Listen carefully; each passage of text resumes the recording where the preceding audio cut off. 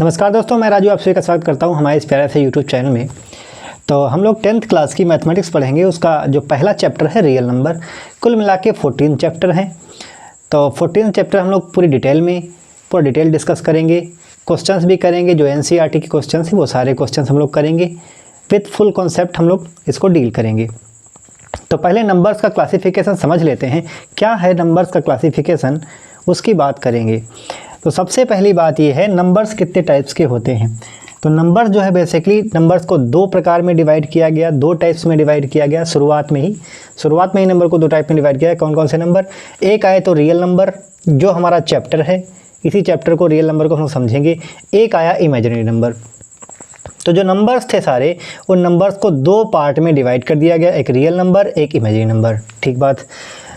Imaginary number क्या है और रियल नंबर क्या है? भाई रियल नंबर की हम बात थोड़ी देर में कर लेंगे, ये तो हमारा चैप्टर ही। पहले इमेजिनरी नंबर को देख लेते हैं। इमेजिनरी नंबर क्या होते हैं? इमेजिनरी नंबर वो नंबर्स हैं जो हमारी सिर्फ कल्पनाओं में हैं, वास्तविकता से इनका कोई लेना देना नहीं है। इमेजिनरी नंबर का मतलब है कल्पना होना। ऐसा नंबर एग्जिस्ट नहीं करता, किसी के पास होगा, एलियंस के पास, उससे हमको कोई खास मतलब है नहीं। फिलहाल जो है, जो हम लोग मैथमेटिक्स पढ़ते हैं उसमें रियल नंबर जो अच्छा 10th क्लास की जो मैथमेटिक्स होगी 10th क्लास की, उसमें इमेजिनरी नंबर्स नहीं है। हमारा टॉपिक है केवल रियल नंबर। क्या है इमेजिनरी नंबर? देखो, इमेजिनरी नंबर वो नंबर होते हैं जिनका वास्तविक दुनिया से कोई लेना देना नहीं है। जैसे अगर हम बात करें √9 की, √9, तो √9 का मतलब होता है 3 या फिर +-3, यही तो हम लोग कहते हैं। ठीक है, अगर x² = 9 है तो हम कहते हैं x का मान 3 भी हो सकता है और -3 भी हो सकता है, दो वैल्यू सेटिस्फाई करती हैं। ठीक, लेकिन अगर मैं कहूँ रूट के अंदर 9 हो, तो क्या हम इसको कैलकुलेट कर पाएंगे कि इसकी वैल्यू क्या हो जाएगी? रूट के अंदर 9 होने का मतलब भाई, अगर 16 लिखा है 16, तो 16 का मतलब होता है भाई 4 का गुणा एक ऐसा नंबर लो जिसका गुणा करने पर 16 आए, सेम नंबर से। तो 4 हमने लिया, 4 का गुणा अगर हम 4 में करेंगे तो 16 आ जाएगा। या फिर हम -4 ले लें, -4 का गुणा -4 में करेंगे तब भी 16 आ जाएगा, माइनस प्लस हो जाएगा। ठीक, तो ये बात होती है। लेकिन दुनिया में कोई नंबर ऐसा है ही नहीं जिसके नंबर की हम गुणा उसी नंबर में करें और -9 आ जाए। भाई अगर हम -3 लगे, -3, तो फिर -3 हमको लेना पड़ेगा, क्योंकि तभी तो प्लस का 9 आ जाएगा। अगर हम प्लस का 3 ले लेते तो प्लस का 3 लेना पड़ेगा, 3 और 3 गुणा तो प्लस का 9 आ जाएगी। अगर माइनस का भी ले रहे हैं तब भी माइनस का। कुल मिला के रूट के अंदर माइनस हम नहीं ला सकते। इन्हीं को नाम दिया गया इमेजिनरी नंबर। जैसे -4, ये एक इमेजिनरी, प्योर इमेजिनरी नंबर है ये। ठीक, -9 रूट के अंदर, रूट के अंदर 7, ये सब कैसे नंबर थे? ये सब इमेजिनरी नंबर थे। इमेजिनरी, इनका दुनिया से कोई लेना देना नहीं है। भाई देखिए, समझिए ज़रा बात को। अगर रूट के अंदर 64 लिखा है 64, तो इसका मतलब क्या होता है? इसका मतलब ये होता है कि भाई ऐसा नंबर ढूंढो जिसकी उसी नंबर में गुणा करें तो 64 आ जाए। तो 8 भाई है ऐसा नंबर, 8 की गुणा 8 में करेंगे 64 आ जाएगा। भाई स्क्वायर रूट है ना, स्क्वायर रूट। और -8 भी हो सकता है, -8 की गुणा अगर हम -8 में करेंगे तब भी तो 64 आ जाएगा। समझ आ रही बात? लेकिन ऐसे कोई नंबर है ही नहीं जिसकी गुणा करें तो -4 आ जाए, सेम नंबर थे। इसलिए इनको इमेजिनरी नंबर बनाया गया। और बताया क्या गया? ये बताया गया कि ऐसा है, इमेजिनरी नंबर के जब बनाया गया तो बोला गया कि ऐसा है कि रूट के अंदर जब कभी भी -1 आएगा तो हम उसको i से डिनोट करेंगे, i से, और इसको बोला गया आयोटा बोला गया, आयोटा नाम दिया गया। मैथमेटिशियंस ने यही निकाला। ठीक, तो यहाँ से अगर हम इस नंबर को रिप्रेजेंट करें, -4, तो इसको क्या लिख लेंगे? 4 इंटू -1 लिख लेंगे, -1, कोई समस्या नहीं। 4 का रूट 2 बाहर आ जाएगा, 2, और रूट के अंदर i बचेगा ना, रूट के अंदर -1 बचेगा, और रूट के अंदर जब भी -1 होता है तो i हो जाता है, i, तो इसका मतलब है 2i, ±2i भी हो सकता है, इसमें कोई दो राय वाली बात नहीं है। ठीक है, इसी प्रकार से ये तो रही इमेजिनरी नंबर की बात। रियल नंबर क्या है भाई? रियल नंबर वो नंबर हैं जो दुनिया में जितने सारे नंबर्स एग्जिस्ट करते हैं, माना ये जाता है कि अगर हम किसी नंबर का स्क्वायर करते हैं, कोई भी नंबर हो, किसी भी नंबर का अगर हम स्क्वायर करें, अगर वो वैल्यू पॉजिटिव आ रही है या 0 आ रही है, तो जाहिर सी बात है जो नंबर है, जिस नंबर का हमने स्क्वायर किया है, वो कैसा नंबर होगा? वो रियल नंबर होगा। कैसा नंबर होगा? Real number. बात समझ में आई? मतलब ये हुआ कि कोई भी अगर n नंबर है, कोई भी n नंबर है, n कोई नंबर है, उस नंबर का अगर हम स्क्वायर कर दें और कैसा आ जाए, पॉजिटिव आ जाए, या तो जीरो, एक या तो पॉजिटिव आ जाए या तो जीरो आ जाए, तो हम उसको क्या बोलेंगे, वो किस कैटेगरी में होगा, रियल नंबर की कैटेगरी में होगा। तो इसका मतलब ये हुआ कि -2/7 का अगर हम स्क्वायर करें तो कितना आएगा, 4/49, प्लस का 4/49, और ये पॉजिटिव भी है, पॉजिटिव है ना, और जीरो भी नहीं, जीरो तो है ही नहीं, अभी पॉजिटिव हो गया। इन दोनों में से कोई एक चीज़ होनी चाहिए, चाहे तो पॉजिटिव हो जाए चाहे तो जीरो हो जाए, तो पॉजिटिव मिल गया हमको। तो इसका मतलब ये है कि जो 2/7 नंबर है, 2/7 ये कैसा नंबर है, एक रियल नंबर है, एक रियल नंबर। भाई अगर हम -2 का स्क्वायर करेंगे, -2 का स्क्वायर तो कितना आएगा, प्लस का 4 आएगा ना, प्लस का 4 आएगा। अब प्लस का 4 आ गया तो इसका मतलब जो -2 है, -2 जिसका हमने स्क्वायर किया है, ये कैसा नंबर है, ये एक रियल नंबर है, एक रियल नंबर है। बात समझ में आनी चाहिए, ठीक। 2/7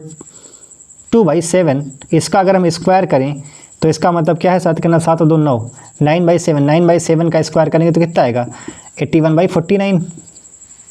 ये भी पॉजिटिव आ रहा है, तो पॉजिटिव आने का मतलब जिसका हमने स्क्वायर किया था वो नंबर कैसा होना चाहिए, वो कैसा नंबर होना चाहिए, रियल नंबर होना चाहिए। ये रियल नंबर की कहानी है, ठीक। अब बात क्या है, रियल नंबर में भी कई पार्ट्स हैं, रियल नंबर में पार्ट कौन कौन से हैं। रियल नंबर में जो सबसे पहला नंबर से हमने क्लासीफाई किया, रियल नंबर को अलग अलग डिवाइड किया, तो सबसे पहला नेचुरल नंबर आया। नेचुरल नंबर क्या होते हैं, नेचुरल नंबर को कहा जाता है कि ये काउंटिंग नंबर्स होते हैं। काउंटिंग का मतलब क्या है, वास्तविकता में इनका लेना देना है। काउंटिंग नेचुरल मतलब क्या, कि जैसे मैं कहूँ कोई एक कमरा है, उस कमरे में कई सारी किताबें रखी हैं, किताबों को अगर काउंट करने के लिए कहा जाए तो आप कैसे काउंट करेंगे, 1 2 3 4 ऐसे तो काउंट करेंगे, ऐसा थोड़ी बोल देंगे 0 1 2 3 4 ऐसे थोड़ी बोलेंगे, ठीक है। तो these are counting numbers, natural numbers, यानी कि इनकी स्टार्टिंग 1 से होगी, 1 2 3 4 5 इस तरह से समझ आ रही बात। तो ये कैसे नंबर थे, ये काउंटिंग नंबर्स हैं, ठीक है। उसके बाद बात आती है होल नंबर्स की। होल नंबर्स क्या होते हैं, होल नंबर है बस, ये होल नंबर को नेचुरल नंबर ही बोलना चाहिए। बस समस्या ये है कि यहाँ पर जीरो आ गया है भाई, 0 1 2 3 4 5 इस तरह से। कहाँ तक जाएंगे पता नहीं, अनंत तक जाएंगे, अनंत तक। समझ में आ रही बात। तो यहाँ पर होल नंबर में क्या आ गया है, बस जीरो आ गया है, होल नंबर में बस जीरो, ठीक। और नेचुरल नंबर्स में क्या है, 1 2 3 4 5 ऐसे नंबर्स चलते रहेंगे। कहाँ तक, अनंत तक। कहाँ तक, अनंत तक। आइडेंटिटी बना लीजिए अनंत की, ये अनंत की आइडेंटिटी होती है, अनंत की, ठीक। तीसरी बात, इंटीजर्स क्या होते हैं, ये रियल नंबर के सारे पार्ट हैं। ये जो सारे पार्ट लिखे गए हैं, ये सारे के सारे किसके पार्ट्स हैं, रियल नंबर के ये सारे पार्ट्स हैं।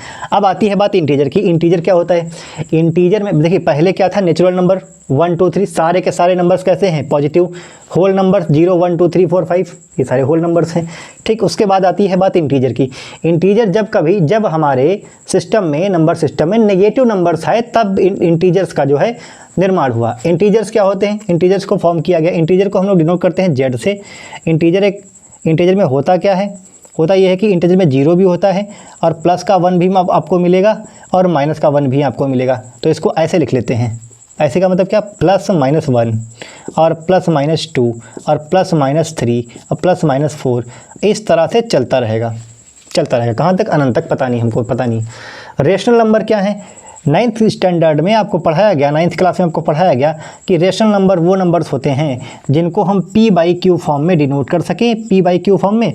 और साथ ही साथ ये कंडीशन बताई गई कि q must be integer. q क्या होना चाहिए, इंटीजर होना चाहिए। q इंटीजर होना चाहिए।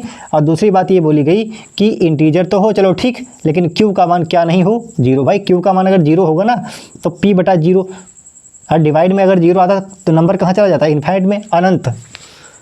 अपरिभाषित इसको बोलते हैं, क्या बोलते हैं, अपरिभाषित। ये अनडिफाइंड मतलब परिभाषा ही नहीं है इसकी। भाई 0 से किसी नंबर को हम भाग करने लगे तो कितनी बार जाएगा, अनंत बार। पता ही नहीं कितना बड़ा नंबर से मल्टीप्लाई करें, जो 0 को मल्टीप्लाई करें तो p आएगा। अरे भाई इसे 16 लिखा, 16/2, तो इसका मतलब क्या होता है, 2 की गुणा करो, किस नंबर में गुणा किया जाए तो 16 आ जाए, तो 8 में गुणा कर देंगे, 2 8 16 आ जाएगा आराम से, 2 8 जा 16। तो 0 में किस नंबर से गुणा किया जाए ताकि p आ जाए, तो इनफाइनाइट नंबर होगा, अनंत पता नहीं कितना बड़ा नंबर होगा, उससे गुणा करेंगे तो p आएगा। समझ आ रही बात, ठीक। तो ये हैं इंटीजर्स, ठीक है। रेशनल नंबर्स, रेशनल नंबर में क्या बोला गया, पी बटा क्यू फॉर्म में हम लिख सकें, और क्यू क्या होना चाहिए, इंटीजर होना चाहिए। इंटीजर देख लीजिए, पहले हमने बता दिया कि इंटीजर क्या होता है, 0 +-1 +-2 +-3 +-4 +-5, दैट्स ऑल। ठीक, उसके बाद आती है बात इरेशनल नंबर की। इरेशनल नंबर को बोला गया जो ये इरेशनल नंबर हैं, ये वो नंबर है जिनको पी बटा क्यू फॉर्म में हम रिप्रेजेंट नहीं कर सकते, क्यू बटा पी फॉर्म में रिप्रेजेंट नहीं कर पाएंगे, रिप्रेजेंट नहीं कर सकते, पी बटा क्यू फॉर्म में रिप्रेजेंट नहीं कर पाएंगे। ठीक, उसके बाद आया, उसके बाद इसकी बात हम अभी कर लेंगे, ये रियल नंबर के ही पार्ट हैं। उसके बाद आया प्राइम नंबर। प्राइम नंबर क्या होता है, प्राइम नंबर ऐसे नंबर्स होते हैं जिनके केवल 2 ही फैक्टर हों। अब ये फैक्टर का क्या सीन है, फैक्टर का सीन का मतलब ये है कि जैसे अगर मैं नंबर ले लूँ 12, तो 12 के अगर हम फैक्टर निकालें, फैक्टर 12 के फैक्टर का मतलब क्या है, 12 के फैक्टर का मतलब है ऐसे नंबर ढूंढ के लाने हैं जो 12 को पूरा पूरा डिवाइड करें, 12 को पूरा पूरा। तो सबसे जो पहला नंबर होता है वो होता है 1। 1 एक ऐसा नंबर है जिसको 12 को देखो 1 और इटसेल्फ, ये 2 ऐसे नंबर्स होते हैं जो उस नंबर को कंप्लीटली डिवाइड करते हैं। ठीक, इनको सबसे पहले लिख लिया जाता है। तो 1 तो डिवाइड करेगा ही करेगा, क्या 2 डिवाइड करेगा, 2 छंग 12 होता है, 2 6 जा 12 होता है, 2 भी डिवाइड करेगा, 3 डिवाइड करेगा, 3 भी डिवाइड करेगा, 3 चक्कू 12 होता है, 3 4 जा 12, 4 भी डिवाइड करेगा, 6 भी डिवाइड करेगा, 8 नहीं डिवाइड करेगा, 9 भी नहीं करेगा, 10 भी नहीं करेगा। आप कितना डिवाइड करेगा, 12। तो भाई 1 एंड इटसेल्फ, ये 2 हर नंबर्स में आएंगे। किसी भी नंबर्स के अगर हम फैक्टर निकालने जाएंगे तो आपको क्या देखने को मिलेगा कि 1 भी वहाँ पर मौजूद होगा और वो संख्या भी वहाँ पर मौजूद होगी, वो संख्या भी मौजूद होगी। ठीक है, तो ये क्या हुआ, 2 3 4 6, 1 2 3 4 6 और 12, ये क्या है इसके फैक्टर। प्राइम नंबर्स क्या होते हैं, प्राइम नंबर्स वो नंबर्स होते हैं जो किसी नंबर से ना डिवाइड हो except 1 and itself. 1 and itself, 1 and itself, 1 and itself. 1 and itself का मतलब क्या हुआ, 1 एंड इटसेल्फ का मतलब है जैसे नंबर 2 नंबर के अगर हम 2 एक नंबर है, इसके अगर हम फैक्टर निकालने की कोशिश करें, इसके नंबर अगर फैक्टर निकालने की कोशिश करें तो क्या मिलेगा हमको, 2 के फैक्टर निकालेंगे। तो 2 के फैक्टर का मतलब ये है कि भाई फैक्टर निकालो तो पहला 1 तो सभी को नंबर, सारे नंबर्स को डिवाइड करता है 1। उसके बाद 2, उसके अलावा कोई है ही नहीं। इसके 2 ही फैक्टर हैं, एक तो 1 और दूसरा इटसेल्फ। तो ये क्या है, ये एक प्राइम नंबर है 2। एक की बात करें, एक के फैक्टर बताओ, एक के फैक्टर बताओ, तो एक का फैक्टर तो एक ही होगा ना। और हमारी परिभाषा क्या है प्राइम नंबर की, प्राइम नंबर की परिभाषा ये है कि एग्जैक्ट ना तो ज़्यादा ना तो कम, एग्जैक्ट 2 होने चाहिए फैक्टर्स। तो एग्जैक्ट 2 फैक्टर 2 के मिल गए। फिर 3 की बात करें, 3 के फैक्टर्स अगर हम निकालने जाए, 3 के फैक्टर्स अगर हम निकालेंगे तो कितना आएगा, 1 तो आएगा ही आएगा, 3 आएगा, उसके बाद कोई नहीं। ठीक है, तो 3 भी क्या हो गया, प्राइम नंबर हो गया। इसी प्रकार 5, इसी प्रकार 7, 9 होगा क्या, नहीं होगा। फिर इसी प्रकार 11, इसी तरह से चलते रहेंगे तो ये हमारे प्राइम नंबर्स मिल जाएंगे हमको। ठीक, तो ये बात रही प्राइम नंबर्स की। ठीक, तो इतनी सारी बातें होगी। फैक्टर आप समझ गए होंगे, फैक्टर क्या होता है, कुछ नहीं फैक्टर होता है एक ऐसे नंबर्स को हमको ढूंढना होता है जो इस नंबर को क्या करें, कंप्लीटली डिवाइड कर दें। इमेजिन नंबर मैंने बता दिया, इमेजिन नंबर की खास बात है नहीं। ये इमेजिन नंबर जो हैं, आप अगर मैथमेटिक्स लेंगे तो 11th में ये चैप्टर है, 11th में चैप्टर है कॉम्प्लेक्स नंबर्स। ये एक चैप्टर मिलेगा आपको 11th क्लास में मैथमेटिक्स में, वहाँ पर आपको पढ़ाए जाएंगे सारे के सारे इमेजिनरी नंबर्स। फैक्टर के बारे में हमने समझ लिया, नंबर क्लासिफिकेशन हमने समझ लिया। अब सबसे बड़ी समस्या ये आ गई कि भाई इन नंबर्स को, ये जो रियल नंबर्स हैं, इमेजिन नंबर की हम बात नहीं कर रहे, ये जो रियल नंबर्स हैं, रियल नंबर्स के सारे part, natural number, whole number, integer, rational number, irrational number, prime number, और भी ऐसी बात नहीं, इवन नंबर, ऑड नंबर और भी हैं। तो वो बहुत बड़ी बात नहीं है। फिलहाल आप इतने समझ लीजिए कि natural number, whole number, integer, rational number, irrational number और प्राइम नंबर। ठीक, अब समस्या ये आई कि इनको कहाँ पर प्रेजेंट किया जाए, रिप्रेजेंट कहाँ पर हम कर सकें, रिप्रेजेंट कहाँ करें हम। ठीक, तो रिप्रेजेंट करने के लिए सबसे बढ़िया तरीका मैथमेटिशियंस लोगों ने निकाला, बहुत ही महान व्यक्ति रहे, और उन्होंने क्या किया, एक नंबर लाइन बना दी। क्या बना दिया उन्होंने, एक नंबर लाइन बनाई, नंबर लाइन। और नंबर लाइन में क्या बताया उन्होंने, नंबर लाइन में उन्होंने बताया कि जो सबसे मिडिल में नंबर होगा वो 0 होगा भाई, 0 सबसे मिडिल में 0 नंबर। 0 एक बहुत ही खास नंबर है, खास। ठीक है, 0 का किसी लेना देना नहीं है। और यहाँ पर नंबर होगा 1, जीरो के दाहिनी साइड में राइट हैंड साइड में नंबर्स बढ़ेंगे 1 यानी कि ये होगा 2 और फिर यहाँ पर होगा 3 इक्वल ये सिर्फ जो है डिवाइड किए गए 1 2 3 और यहाँ पर 4 आएगा, यहाँ पर 5 आएगा और यहाँ पर 6 आएगा और ऐसे ही चलता रहेगा। कहाँ तक जाएगा पता नहीं। ठीक, इधर आते हैं बात जीरो के बाईं साइड में जैसे ही हम लोग आए तो हमको नेगेटिव नंबर मिलने लगे, नेगेटिव नंबर इस तरह से ये हमको नेगेटिव नंबर्स मिल गए 5 माइनस का 5 और ये रहा माइनस का 6।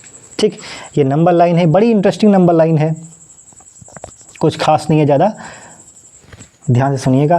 तो ये है हमारी नंबर लाइन। इस नंबर लाइन पर जितने भी नंबर्स आपको दिख रहे हैं इस समय, ये सारे के सारे नंबर इंटीजर नहीं है।